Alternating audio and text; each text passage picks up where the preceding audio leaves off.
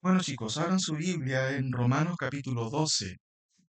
Romanos capítulo 12. Ahí vamos a estar. Si quieren, vuelvan a sus asientos más juntitos. Me gustaría que estuvieran más acá juntos. Romanos capítulo 12.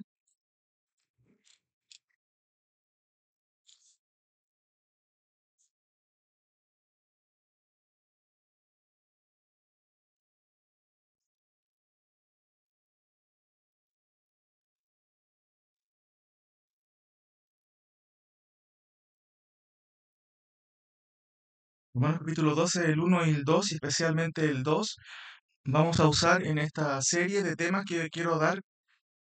No van a ser uno o dos, van a ser varios. Y déjenme darle lectura. La serie se llama No os conforméis a este siglo. Así se va a llamar esta serie. No os conforméis a este siglo. Dice Pablo ahí en Romanos 12:1, ustedes me siguen ahí en su Biblia.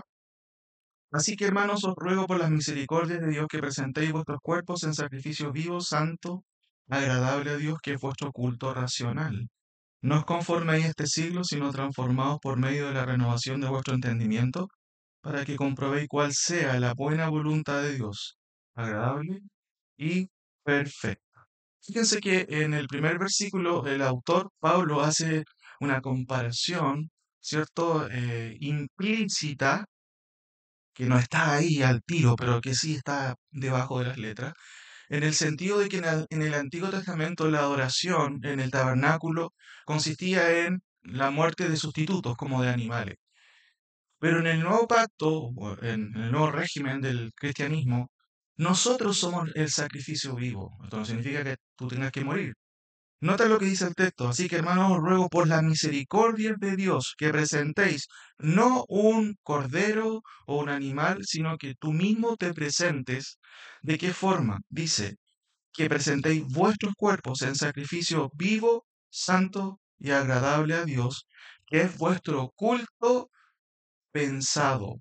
La palabra racional tiene que ver con un culto pensado, en donde debe estimularse más que las emociones, la parte racional. Interesante, la palabra lógicos es la palabra original y de ahí viene la palabra lógico. No estoy hablando de la lógica humanista, estoy hablando del culto racional y pensado. Pero el versículo clave para esta serie va a ser el siguiente, ya lo hemos leído y lo repito. No os conforméis a este siglo, dice el texto, sino transformaos por medio de la renovación de vuestro entendimiento para que comprobéis cuál sea la buena voluntad de Dios agradable y perfecta. Mi propósito en esta tarde, chicos, es que entendamos bien este versículo para todo lo que viene después. Que van a haber varios temas que quiero explicar a la luz de este versículo.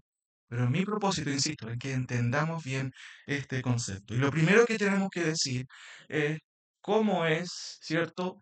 Algunas preguntas, por ejemplo, ¿qué quiere decir Pablo con que no nos conformemos a este siglo? ¿En qué sentido el cristiano se puede amoldar a este siglo? ¿Y a qué se refiere Pablo con transformar la mente? Pero fíjense que hay otra cosa antes. La primera expresión del versículo, ¿cuál es? Díganmela ustedes.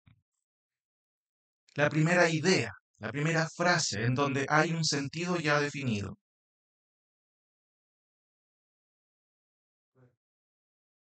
Esa sería una palabra. Yo te pido una frase. ¿Cuál es la primera frase que ya tiene sentido? Versículo 2. ¿Ya? Pero hay algo más que falta para que tenga más sentido. ¿Nos conforméis a qué?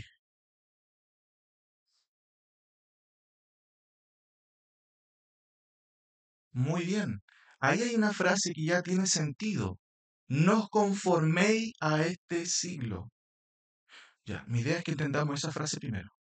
¿Qué quiere decir con Pablo con que no nos conformemos a este siglo? La palabra siglo en el Nuevo Testamento a veces se traduce como mundo o siglo. Diferentes formas, la misma palabra de fondo para traducir. A veces se traduce aión, esa es la palabra, como mundo o siglo. Yo para entender lo que está diciendo Pablo necesito entender en qué consiste el siglo o cómo es el mundo. Porque si no entiendo ni jota cómo funciona el mundo, este mandamiento queda en el aire. no os conforméis a este mundo o a este siglo. Y una buena pregunta, aparte de esta, ¿cierto? Tiene que ver con la siguiente. ¿Cómo es este mundo? ¿Cómo es este siglo? ¿Alguna idea? ¿Malo? ¿Perverso? ¿Qué más? Ya, miren, para que definamos bien esto, y esto no se olviden nunca, porque nosotros no podemos tener una visión de este mundo positivista, ¿no? Si las cosas van a cambiar, todo va a ir bien, ¿cierto? Y hay ciertas ideas, incluso dentro de la teología en general, como el postmilenarismo, que dice que no, si este mundo va a ir mejorando, va a ser súper bueno, y el mundo gira en torno a que todas las cosas van a ir mejorando. Ahora que estamos a las puertas, ¿cierto?, de una nueva elección presidencial, ¿qué dice la mayoría de los postulantes? Conmigo las cosas van a mejorar, va a haber trabajo, todo va a ir mejor, la delincuencia va a bajar. Podemos responder a esa pregunta con al menos estas primeras respuestas. Pero yo creo que me acompañen un poquito a algunos versículos. Primera de Corintios 2 7 al 8. Primera de Corintios 2 7 al 8. Aquí tenemos el mundo y vamos a definirlo de acuerdo a lo que la escritura dice para que tengamos un concepto claro de cómo la Biblia lo define. Primera de Corintios 2 7 al 8 dice, más hablamos sabiduría de Dios en misterio, la sabiduría oculta la cual Dios predestinó antes de los siglos para nuestra gloria, la que ninguno de los príncipes o personas importantes de este mundo, de este siglo conoció. Porque si la hubieran conocido, ¿qué cosa? La sabiduría de Dios, nunca habrían crucificado al Señor de gloria. ¿Qué hicieron cuando Cristo vino? Lo crucificaron. Entonces, noten aquí, este mundo ignora y es hostil. ¿A qué cosa? A la sabiduría de Dios. Si tú eres creyente, ya tienes un problema. Estás viviendo en un mundo que es hostil a la palabra del Señor. Busquemos otro versículo. Tengo a lo menos 6 7 versículos. Gálatas 1:4. Gálatas 1:4.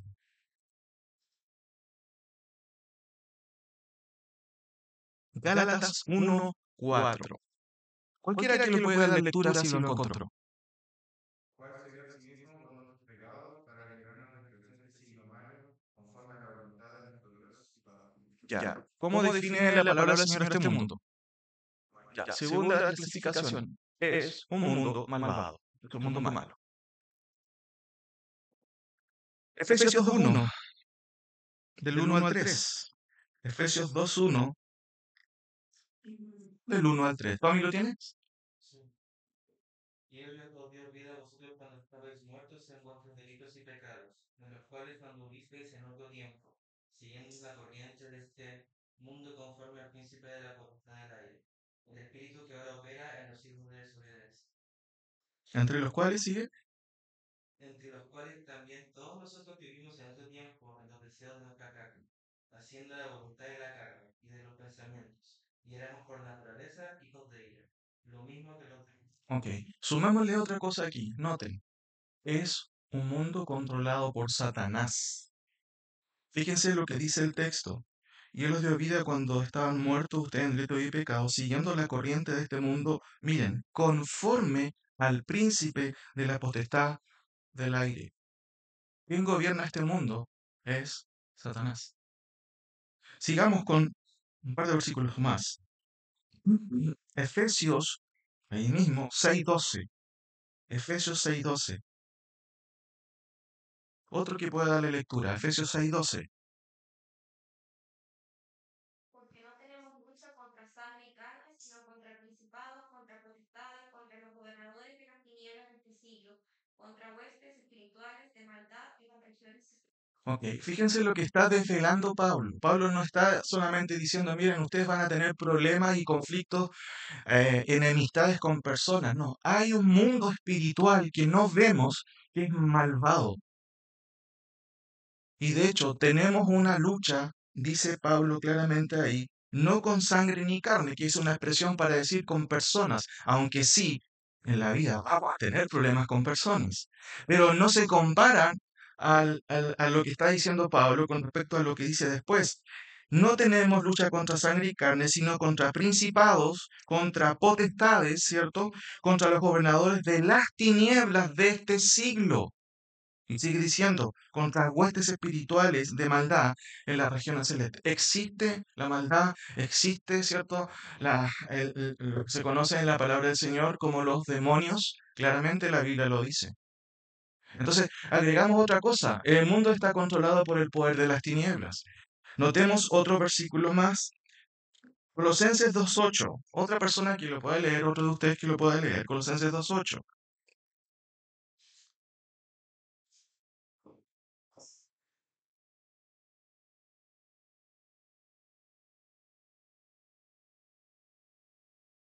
Colosenses 2.8, ¿aquí lo tiene? Mirad que nadie os engañe por medio de filosofías y vuestras sutilezas, según las tradiciones de los hombres, conforme a los rudimentos del mundo, y no según ellos. Interesante. Dice, cuidado, ten cuidado con confundirte. Y aquí, miren chicos, esto está interesante porque la palabra del Señor está subiendo un poquito el nivel en el sentido de que no solamente nos está diciendo que este mundo, ¿cierto?, es hostil a la sabiduría de Dios, es un mundo malvado, es un mundo controlado por Satanás, está controlado por el poder de las tinieblas, sino que filosóficamente cuando hablo de filosóficamente, hablo de filosofías, hablo de ideas que permean en la cultura, no provienen de Dios y son engañosas y tramposas. Dice el texto, mirad que nadie os engañe por medio de filosofías y huecas sutilezas según las tradiciones de los hombres conforme a los rudimentos. La palabra rudimentos es lo primero, es la primera enseñanza, es el ABC y dice rudimentos del mundo. Y la palabra mundo es aión, ahí, si no me equivoco. Entonces tenemos varios problemas. Miren, primera de Juan, hay un versículo que me salté, 2.7, 2.17, primera de Juan 2.17, o 2.7 creo que es. 2.17, ¿alguien lo tiene? Primera de Juan 2.17. Otra instrucción, para el que hace la voluntad de Dios, permanece para siempre. Ok. Miren, aquí tenemos entonces, el mundo tiene caducidad. ¿Qué significa eso? Tiene una fecha límite. ¿Has fijado que de repente compras algo y dice vence tanto? El mundo tiene una fecha de caducidad. La palabra del Señor nos enseña que Cristo vuelve y la tierra va a ser purificada ahora, no por agua, sino por fuego. Y todos los incrédulos, todos los malvados, obviamente van a perecer, van a morir finalmente yendo al infierno. Este mundo tiene caducidad. Lo que acaba de leer también Diego con respecto a las filosofías, mirad que nadie os engañe. ¿Qué quiere decir eso? Se mueve por medio de filosofías y huecas sutilezas. Entonces, es importante, chicos, que ustedes puedan abrir los ojos y mirar, ok, ¿qué están viendo? ¿Qué estamos viendo en el colegio, en el liceo, en la universidad? Por todos lados hay ideas huecas, sutilezas. Y de hecho, muchas veces nosotros caemos en la trampita y pisamos el palito y no nos damos ni cuenta que estamos copiando un modelo que Dios desaprueba. Un par de versículos más me quedan. Santiago 4.4. Santiago 4.4, yo se los leo. Oh almas adúlteras. Fíjate que Santiago es súper fuerte aquí. Adúlteras. ¿No sabéis que la amistad del mundo es enemistad contra Dios?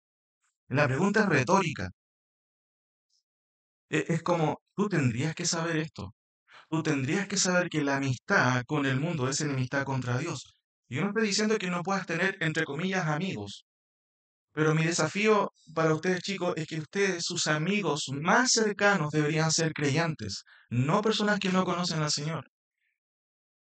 Tú deberías pasar más tiempo con personas que conocen al Señor más que personas que no tienen ningún interés.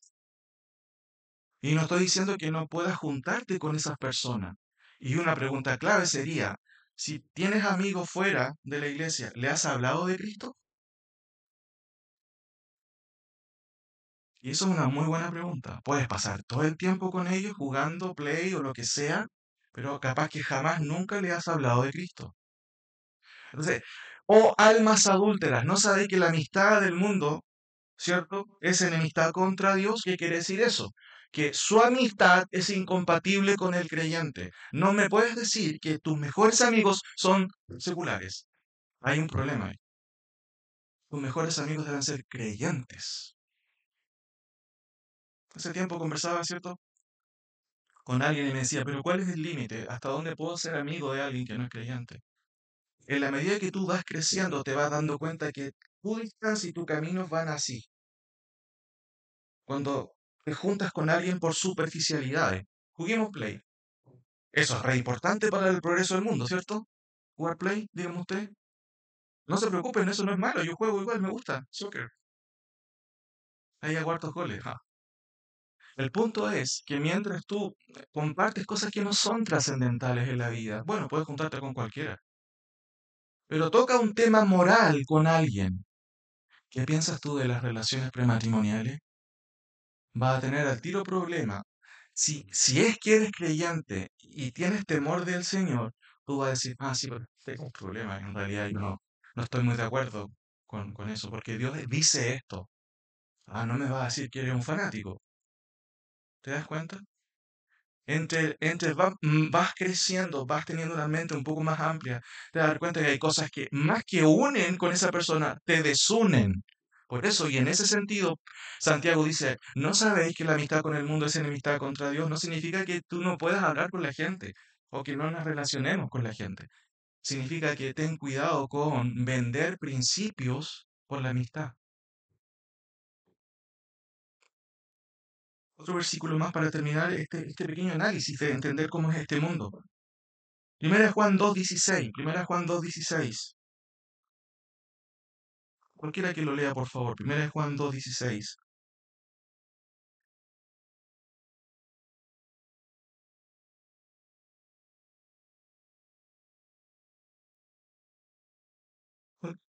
Sí, 2:16.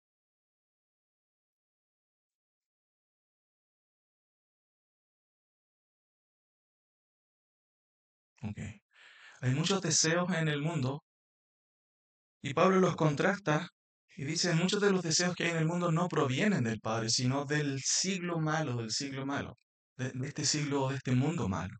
Hay deseos que no son malos, hay deseos buenos.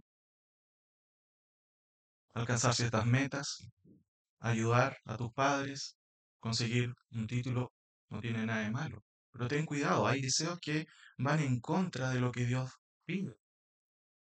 Y claramente el texto lo dice. Por eso aquí podemos resumir, sus deseos, los del mundo, son temporales. Y el problema es que a veces son destructivos. ¿Entienden el concepto de temporal? ¿Alguien que me pueda decir? Que no perdura. Hay cosas que no perduran. De hecho, a veces los amigos no perduran. Los que no son amigos en realidad. Los verdaderos amigos perduran toda la vida. Por eso hay que tener cuidado a quién entregar el corazón, a quién entregar tu tiempo. Miren, finalmente, 1 Juan 3:13, y esto es muy interesante. Búsquelo todo, por favor, y subrayenlo. 1 Juan 3:13. Juan, el apóstol Juan, le dice a los creyentes, hermanos míos, no os extrañéis, el mundo os aborrece. ¿Qué significa aborrecer? Odiar, otro sinónimo. Despreciar. ¿Qué está diciendo Juan? A los creyentes. Es como que si Juan estuviera acá y le dijera, chiquillos, no se asusten, ¿cierto? O no se extrañen si la gente con quienes comparten el mundo los desprecia. Y el problema es que si el mundo te ama demasiado, hay un problema, porque saben que el cristianismo en sí, cuando lo tomas en serio, es hostil a la cultura de este mundo. Entonces, por eso es importante entender que cuando nosotros venimos a la iglesia, chiquillos, no solamente yo vengo a cantar canciones hermosas, a juntarme, a reunir, o porque mis papás me obligan, no, ni que lata venir a la iglesia, tengo que hacerlo. No, la vida cristiana es una cosmovisión y un estilo de vida. Yo miro las cosas desde otro punto de vista. Quienes somos cortos de vista tenemos que usar lentes. Pero el cristianismo es así. Yo miro todo de manera diferente. ¿A la luz de qué? De la voluntad del Señor expresada en su palabra. Segunda de Juan 1.7, y este es el último. Segunda de Juan 1.7. Porque muchos engañadores han salido por el mundo que no confiesan que Jesucristo ha venido en carne. Quien esto hace es el engañador y el anticristo. Fíjense, el mundo es hostil e intolerante con los creyentes y yo agregaría con el cristianismo. Puedes pararte en cualquier lado y decir, soy creyente, soy cristiano y no estoy de acuerdo con la decisión que está tomando el curso. Uf, se te va todo el curso encima. Por eso es más preferible quedarse callado y pasar como nadie. Pregunta, ¿cómo es el mundo? Ahí está, es un pequeño resumen. El mundo es malo. El mundo no está gobernado por Dios aún. Cristo va a gobernar un día esta tierra, claramente. Pero ahora el mundo es malvado, es perverso, es hostil a todo lo que tiene que ver con Dios. Y tú y yo navegamos en este mundo. Y miren, déjenme leerle un versículo interesante. Mateo 5:14 dice, vosotros sois la luz del mundo. ¿Qué significa eso? Y esto tiene mucho que ver con lo que yo quiero que estudiemos en esta serie. ¿Cómo yo me puedo comportar en este mundo malvado? Si Dios me dice, tú no eres de este mundo, no te conformes a este mundo, de hecho, deberías ser luz en este mundo de tinieblas. Ah, ahí va un creyente. Qué bueno, he conversado con él. Uf, eh, me da esperanza hablar con él. Es que es creyente, por eso. Jesús diría, es que es luz. Entonces la pregunta obvia, ¿eres tú luz? ¿O todavía no te das cuenta que en este mundo malvado tú deberías ser la diferencia? Miren, noten este cuadro ahí. El mundo niega la naturaleza de Cristo y el cristianismo. Es obviamente, miren, yo no sé si ustedes están acostumbrados a ver noticias, yo de repente siempre veo noticias, programas de debate y todo. Es difícil que inviten a alguien creyente. Y de hecho, hay algunos candidatos que se adhieren a lo que se conoce como la cultura judeocristiana. Cuando ellos defienden, por ejemplo, el derecho a la vida y están en oposición al aborto, si tienes 3, 4 panelistas, los 4 se tiran encima en contra. Ahora, ¿noten esta imagen? Ahí está nuestro texto. Y déjenme explicarle esto. Esta es una imagen temporal. Tenemos la cruz de Cristo. Cristo muere, ¿cierto? Y empiezan la historia de nuestra era. Y de acuerdo a Juan, de Cristo hacia adelante, incluso hoy y a futuro, estamos viviendo los últimos tiempos, los postreros tiempos. Pero noten esta imagen que viene a continuación. Pongan ojo. Déjenme leerle los versículos primero. Hijitos, ya es el último tiempo. Todo este periodo hasta que Cristo venga. Y según vosotros oísteis, el anticristo viene. Así ahora han surgido muchos anticristos. Por esto conocemos que estamos en el último tiempo. Y eso lo vamos a ver después en los siguientes temas. ¿En qué sentido aparecen anticristos? ¿Y qué significa eso de anticristo? La palabra lo dice. En contra de Cristo. Pero también significa el lugar de Cristo, que es una persona que quiere desplazar a Cristo de su lugar. Ahora, noten aquí, ¿cierto? Dice, también debes saber esto, que en los postreros días vendrán tiempos peligrosos. Nosotros ya estamos en estos tiempos y es el último tiempo. Ahora, ¿cómo calza Romanos 12? Fíjense en esta imagen que sigue a continuación. ¿Lograron ver la imagen? ¿Por callativa? El mundo está dividido en siglos, en etapas. La palabra aión, si quieren anotarla, es la palabra que se usa para traducir mundo o siglo. Y el mundo, en este último tiempo, desde Cristo en adelante son los postreros tiempos, está dividido en etapas. Y yo quiero que estudiemos esas etapas y qué desafío ha presentado cada etapa de este siglo para el cristiano y cómo deberíamos responder nosotros a la luz de Romanos capítulo 12.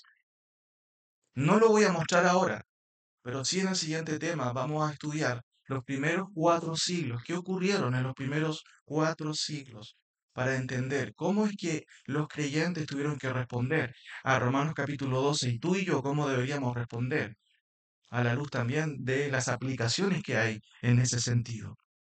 Ahora, ¿cuál es la instrucción de Pablo? Y eso es lo que yo quiero en esta tarde determinar. Solamente explicar el versículo 12 con más detalle. Por eso la pregunta es, ¿cuál es la instrucción de Pablo? Lo primero es el mandato. ¿Cuál es el mandato? Está claro en su Biblia. No os conforméis a este siglo, sino transformaos. Ahí está todo el mandato. Y mi propósito es que tú en esta tarde puedas entender qué significa eso. No os conforméis a este siglo. Déjeme explicárselo en 3 ideas generales. Tenemos el mandato. Primero, no os conforméis a este siglo implica no conformarse. Es enfático. Ese no, siempre en el texto ahí original, siempre es no. No te conformes. Otra forma sería no te amoldes o no te adaptes a este mundo. La palabra mundo es aion, se puede traducir siglo. Pero la idea básicamente tiene que ver con conformarte o vivir según el patrón cultural de este mundo. Les doy un ejemplo. La mayoría de las personas en el día de hoy que no conocen al Señor, lean, tienen relaciones sexuales y se van a vivir juntos. Y en general eso es parte de la cultura de este siglo. ¿Qué es lo que deberías hacer tú si eres creyente? ¿Deberías seguir la misma forma? ¿Cuál es el mandato? No te amoldes a esta cultura. Si tus compañeros responden todo el tiempo con gravatos e insolencias, y fíjense que esto no es algo de los chicos solamente. Una anécdota, una vez llegué a mi casa y se me salió un gravato y mi mamá me lavó la boca con jabón. Esas eran las recetas antiguas, ¿cierto? Por haber dicho tremendo gravato. No lo puedo decir, por supuesto. Mi esposa trabaja en el hospital y sus compañeras tienen un lenguaje y un calibre de palabras que usan tremendo. Siempre nos comentan. Ella como creyente no puede hacerlo, debe hacer la diferencia, porque la Biblia dice que nosotros somos luz. En el colegio puedes tener compañeras que hablan de la cintura para abajo. ¿Deberías tú copiar eso? ¿Cuál es el mandato? No te adaptes, no te conformes, no te amoldes. Mamá, lo que pasa es que ahora esta es la moda. Tú como creyente no deberías decir, esta es la moda. Tú deberías decir, no me interesa la moda, me interesa lo que Dios ha dicho en su palabra.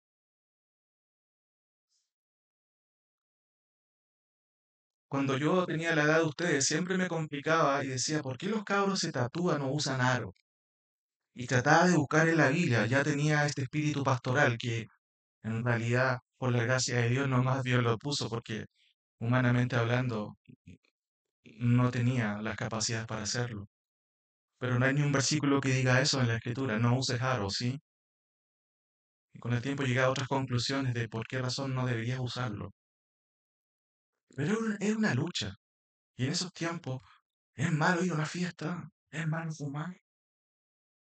Preguntas como esa. ¿Saben que Pablo dice, no te conformes, no te adaptes a este mundo? Segundo, el mandamiento es directo, es no conformarte a este siglo. Y este término se refiere al tiempo en el que se vive. Ahora, ¿cuáles son los peligros a los cuales estás enfrentándote? ¿O cuáles son las ideas que escuchas a diario? Porque tú navegas en un mundo súper bueno, ¿cierto? No, ya lo vimos, terrible. Filosóficamente en contra de lo que Dios dice. Y tercero, el segundo mandamiento es una antítesis. Antes de conformarse, más bien tienen que transformarse. Y la palabra transformarse viene de una palabra que ahí dice metamorfostai. Viene, es muy parecida a la palabra metamorfosis. Ustedes la han escuchado, ¿cierto? La metamorfosis es cambiar. Pero esto es importante que nosotros podamos entenderlo. Primero, no conformarse significa no amoldarse, no se olviden, no adaptarme. Si la mayoría dice algo, tú no tienes por qué adaptarte. Tienes que preguntarte, ¿es eso lo que Dios aprueba? El segundo mandato es una antítesis, más bien transformen su mente. Este verbo es un imperativo presente continuo, que significa que es una actitud. Yo siempre estoy revisando las cosas. No soy ingenuo. A ver, ¿es esto verdad? Están proponiendo esto. Ah, qué bueno. No, antes de eso tú dices, a ver, déjame leer bien la letra chica. Si hay algo malo que no debemos hacer, chicos, es no ser ingenuos. Pensar de que no hay nada malo en las cosas. Cuando Pablo dice, no se conformen, ¿cierto?, a este siglo, sino transformados por medio de la revelación de vuestro entendimiento. Está hablando de que mi actitud constante es de, ojo, examina las cosas, revísalas. Ahora, ¿cuál es la forma por la cual yo llego a transformar mi mente? Dígame usted leyendo su Biblia. ¿El mandato cuál es primero? ¿Cuál es el mandato?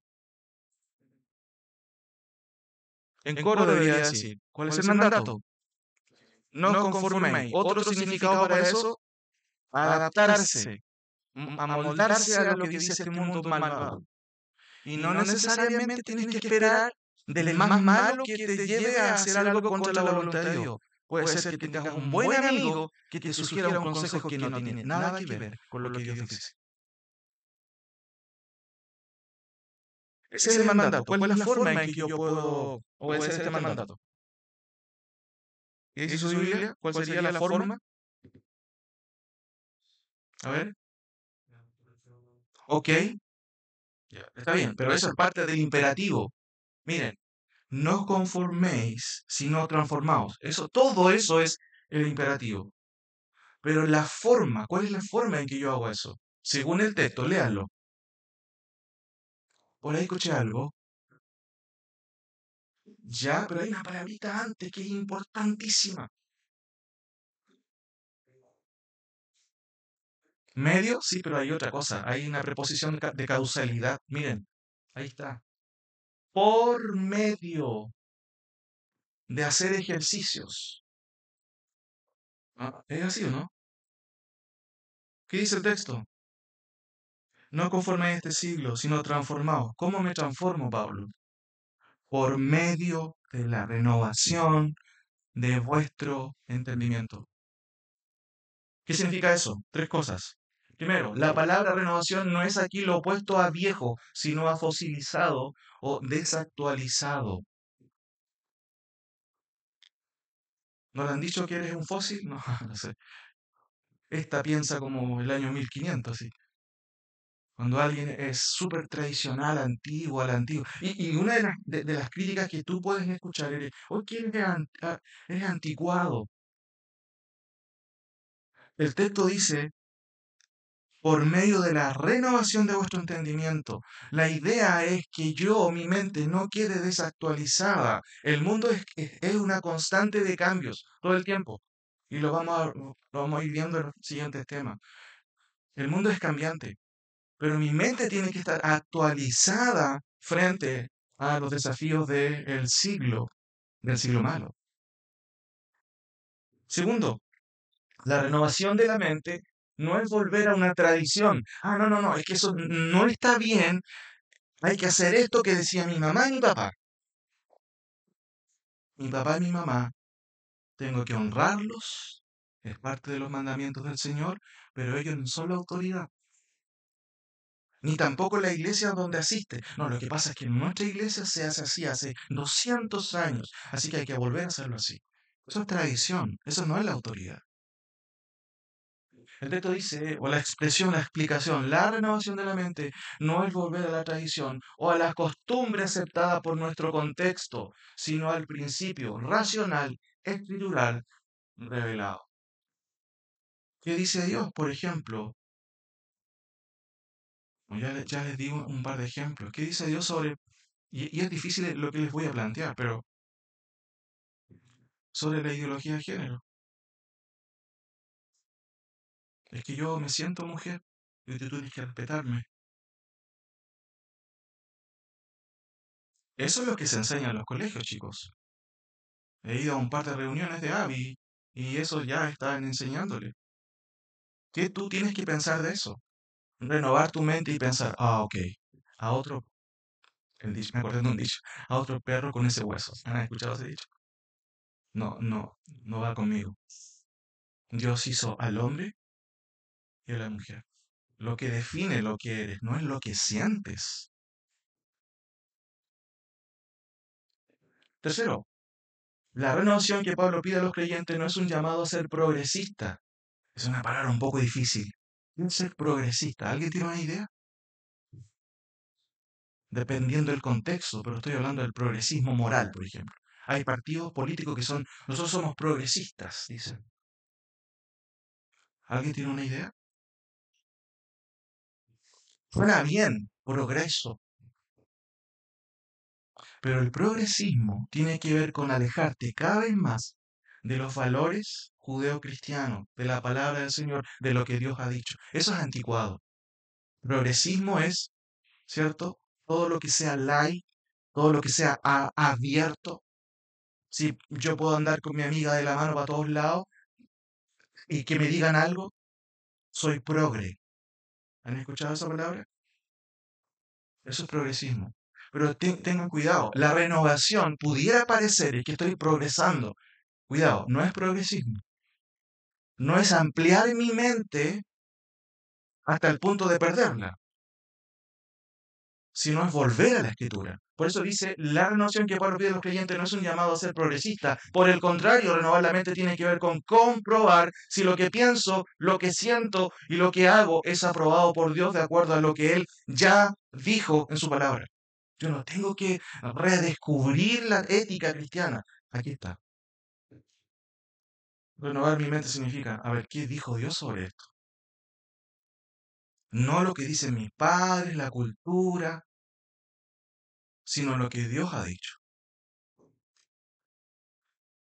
Por eso, hermanos, chiquillos, tenemos que tener cuidado. El mundo no es un mundo, ¿cierto? Cariñosito, es un mundo hostil. Repasemos, ¿cuál es el mandato? Romanos 12, 2. No os conforméis a este siglo, sino transformaos. Todo eso es el mandamiento. Es un imperativo. ¿Qué es un imperativo? Es una orden, es un mandamiento, no es una sugerencia. Ese no es enfático. No se te ocurra adaptarte al mundo. Recuerden, la adaptación a este mundo no necesariamente va a venir porque tú vayas a un congreso anticristiano. Puede que te juntes con cualquier persona en esta semana, te converse a algo que va totalmente opuesto a lo que Dios dice. No tienes que entrar a un culto satánico para eso. O puedes ver un programa, una película que el guión, yo a veces le digo a la Abigail cuando va con su prima, ¿cierto? Su prima querida, la Matilde, a ver una película, les voy a hacer un examen. Quiero que después me digan cuál fue el guión y el argumento principal de la película. ¿Ustedes creen que las películas son inocuas? ¿Que no hay un concepto que se plasma en la película? Pongan ojo en eso. ¿Qué hay detrás de las películas? Es increíble.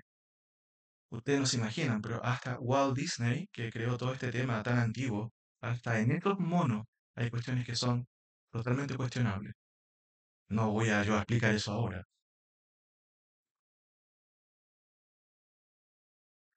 Tenemos, chicos, el mandato, la forma, pero ¿cómo puedo transformar mi mente y no adaptarme? Por medio de la renovación de vuestro entendimiento. Tú no vas a renovar tu mente si nunca lees la palabra del Señor, si nunca eres expuesto a la palabra del Señor, si nunca eres parte de esta comunidad que Dios ha permitido que tengamos, que es la iglesia, en donde te nutres, en donde se escucha la palabra y en donde eres expuesto a lo que Dios ya dijo.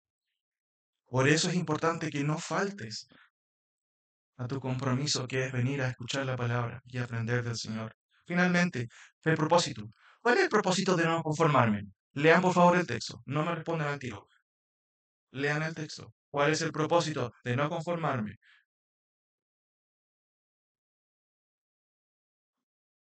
¿Alguien me puede decir en cortas palabras cuál es el propósito? Tenemos el mandato, la forma de hacerlo y tenemos el propósito. Pero ¿por qué Dios quiere que no me adapte a este mundo? ¿Qué dice su Biblia? Perfecto, ahí está. Para. Ese para pueden subrayarlo. Porque eso implica el propósito. Es una preposición de propósito. Para. Dice el texto. Para que comprobéis. ¿Y qué tengo que comprobar? ¿Qué es lo que Dios piensa? No lo que tú piensas, ni lo que tus padres piensan, ni lo que la cultura piensa, sino lo que Dios ha pensado y ha dicho. No te conformes a este siglo, sino transforma tu mente. ¿Cómo lo hago? Por medio de la renovación de mi mente. ¿Cómo lo hago? ¿Cómo renuevo mi mente? La palabra de Dios es viva y eficaz. Como dice el Salmo 1, bienaventurado el varón que no anduvo en consejo de malos, ni anduvo en silla de pecados, sino que en la ley de Jehová está su delicia y ella es, ¿cierto?, su constante meditación. Y interesante, será como árbol plantado junto a aguas. Las aguas no son aguas estancadas, son aguas que corren. Chicos, el propósito, para que comprobéis cuál sea la buena voluntad de Dios agradable y perfecta. Termino con este punto, con 4 explicaciones. Primero, el propósito del mandamiento enfático de Pablo es que los creyentes comprueben cuál es la voluntad de Dios en cada asunto que implique un sentimiento, una creencia o una acción. Estoy sintiendo algo por esta persona, pero no es creyente. ¿Qué es lo que tendría que hacer? ¿Eso es agradable para el Señor? Historias podría contarle muchas, pero la gente no aprende de las historias. ¿Cuántas personas, cuántos jóvenes, chiquillos? Yo a los 15 años asistí a esta iglesia y había muchos jóvenes en ese tiempo. Algunos todavía permanecen en esta iglesia, los menos. ¿Qué hace que alguien permanezca en los caminos del Señor? Para que comprobéis cuál sea la buena voluntad de Dios agradable y perfecta. Pastor, yo pensaba que esto iba a funcionar, pero me equivoqué. Bueno, desobedeciste un mandamiento del Señor, las consecuencias no son elegibles. Las consecuencias vienen en el paquete. Primero, el propósito del mandamiento enfático de Pablo es que los creyentes comprueben cuál es la voluntad de Dios en cada asunto que implique un sentimiento, una creencia o una acción. Lo que voy a hacer ahora, ¿es correcto? ¿Lo aprueba Dios? Segundo, el comprobar es un mandamiento que lleva al creyente lejos de toda actitud de ambigüedad. Pregunta, ¿qué significa o cuál es la idea de la palabra ambigüedad? Le quiero preguntar a lo más chiquitito, Bruno, ¿tienen alguna idea de qué podría ser algo ambiguo cuando se dice, ¿te has fijado en este cabro? Es ambiguo. Abigail, ¿tienes alguna idea? ¿Naum? ¿Alguien le ayuda a los chiquillos que puede ser algo ambiguo? Ya, puede ser, puede ser. ¿Cómo? No escuché. Algo que oscila. Sí. ¿Saben qué? En el diccionario la próxima. No, mentira, no, mentira. Ambiguo tiene que ver con que no es algo definido. ¿Qué piensas tú, por ejemplo, de las relaciones prematrimoniales? No sé, en realidad, bueno, cada uno tendrá su opinión. Ambiguo. ¿Qué piensas tú, por ejemplo, del aborto? No sé, bueno, ahí cada uno verá qué es lo que piensa. Esta es una persona ambigua, que no tiene una posición clara, indefinida. Cuando dice Pablo, el propósito, comprobar, La voluntad de Dios es el fin, pero no se trata de aquella, perdón, es antes. Comprobar es un mandamiento que lleva al creyente lejos de toda actitud de ambigüedad. Véanlo ustedes ahí. Si tú eres creyente, en tu contexto, yo no sé dónde te muevas, y tienen cualquier reunión, toman decisiones, y tú sabes que esa decisión va en contra de lo que Dios dice, tú deberías decir, yo no estoy de acuerdo. No puedes ser ambiguo. Y saben que la tendencia de este mundo, justamente, aparte de ser en contra de Dios, es ser ambiguo, en no tener posiciones claras. Y de hecho, la palabra dokimatsu, ahí, comprobar, está ahí, es una palabra tremenda. Se usaba para la comprobación de los metales, ¿cierto? De la pureza de los metales. Eso significa que el que comprueba tiene que tener ojos que examinen las cosas. Así como los profes cuando examinan tus pruebas. Bueno, no sé si todos los profes examinan con una, no sé, rigurosidad alta. Pero el creyente tiene que examinar las cosas. De hecho, Pablo lo dice en Tesalonicenses, examinarlo todo y retener lo bueno. Cuando escuchas un sermón, no porque el pastor lo esté diciendo, es ley, chicos. Tú tienes que tener tu Biblia y decir, a ver, ¿es cierto lo que está diciendo el pastor? Voy a anotar. Qué bueno que estés anotando. Y después lo revisas. Y si tienes alguna duda, el pastor sabe que me quedó alguna duda. Y el pastor te lo va a aclarar. O cualquier otro hermano del liderazgo.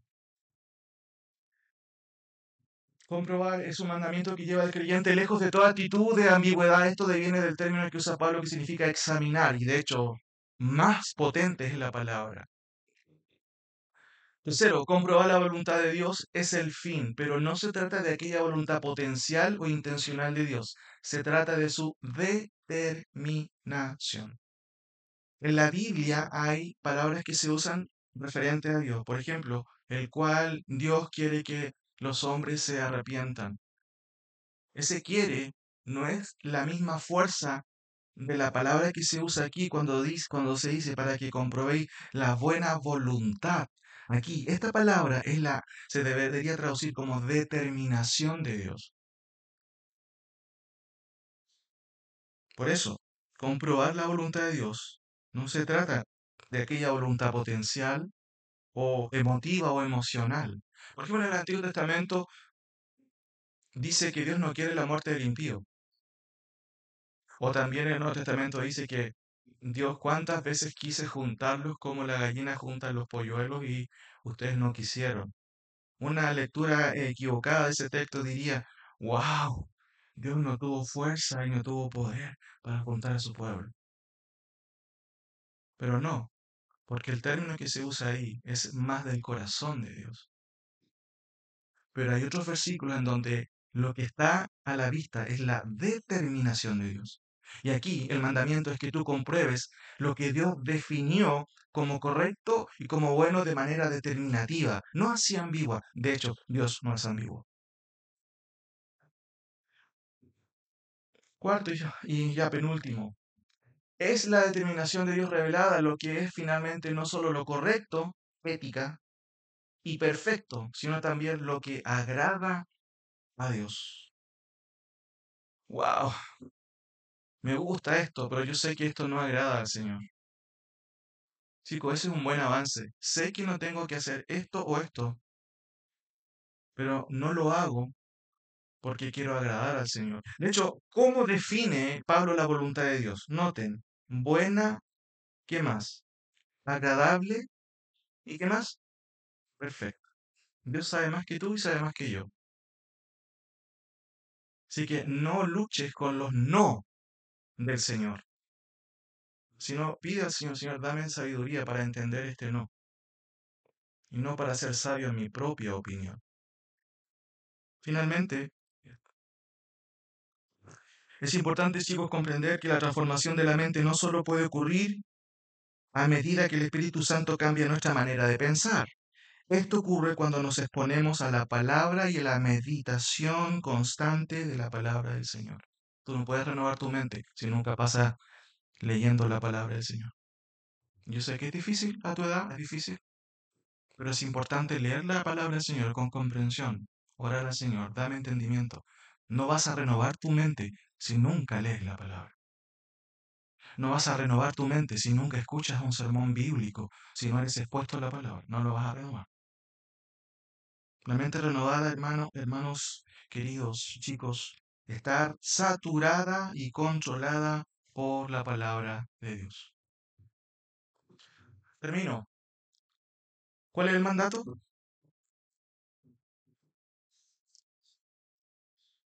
No adaptarme. El texto dice no conformarme, pero el punto es no te amoldes, no te adaptes. Ahí está. No conformarse a este siglo, sino transformar la mente o transformar mi mente. ¿Cierto? Ese es el mandato. ¿Cuál es la forma? ¿Cómo lo hago? ¿Por acá? ¿Está bien lo que dijo Tommy? Díganme ustedes atrás. ¿Cuál es la forma? Haciendo ejercicio, saliendo a andar en bicicleta. ¿Cómo? ¿Cómo? ¿Qué dice el texto? Vuelvan al texto. Por medio, chicos, de la renovación de nuestro entendimiento. Y mi mente se renueva cuando soy expuesto a la palabra del Señor. No vas a renovar tu mente si pasas toda la tarde viendo Netflix. Y no estoy diciendo que sea malo ver alguna serie. Pero si quieres renovar tu mente y ser más como Dios desea, toma tiempo. Y finalmente, ¿cuál es el propósito? ¿Ya lo sabes? Comprobar la perfecta y buena determinación de Dios. Por eso el texto dice que esto es vuestro culto racional. ¿Me entiendes? No es una terapia emocional y psicológica. Vengan aquí, vamos a prender velas y un par de inciensos. No. El culto racional implica que tu mente se involucra en la adoración al Señor. Oremos, chicos. Señor, te doy gracias por tu palabra. Ayúdanos a todos, no solamente a los chicos, a que van creciendo y que ya se van dando cuenta que este mundo es malo. Las personas son egoístas. En eso podemos ver que el mundo es malo. Las personas son burlonas desde pequeños. Son abusadores. Pero el mundo grande también es así. La política es corrupta. Los países están en guerra. ¿Por qué razón? Porque tu palabra revela que detrás de todo está el príncipe de las tinieblas. Sin embargo, los creyentes hemos sido librados de la potestad de las tinieblas y hemos sido trasladados al reino de Cristo. Por eso, Señor, te pido por cada uno de los chicos, si aún no conoce a Cristo, si aún no conoce la salvación que tú nos das, que pueda reflexionar y entender que es necesario estar en Cristo, creer en lo que Él ha hecho por cada uno de nosotros. Nos ha salvado de nuestra propia pecaminosidad, pero también nos traslada a ser parte de su familia. ¿Y cuál es el requerimiento? Creer en la obra del Evangelio, creer que Cristo murió y resucitó por mis pecados, pero también arrepentirme de todo, arrepentirme de cómo pensaba, de lo que era, y volverme a ti o volvernos a ti como tu palabra lo enseña. Gracias, Señor, en el nombre de Jesús. Amén. Pónganse de pie, chicos.